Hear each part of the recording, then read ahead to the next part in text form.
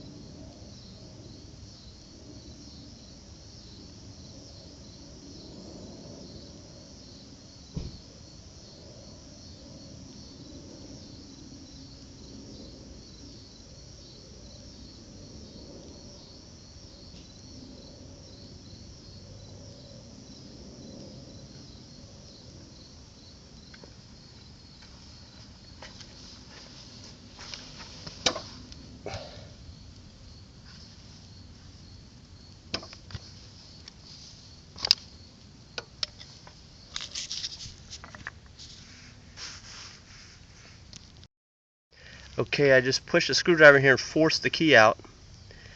You can see it's coming out. It's a little thin piece of metal, and it should,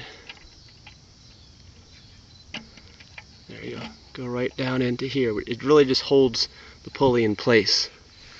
I've got a little hammer to tap. There we go, just very lightly, not much force, and down. That will hold the pulley from spinning on the spindle. That's it. Now do the other side.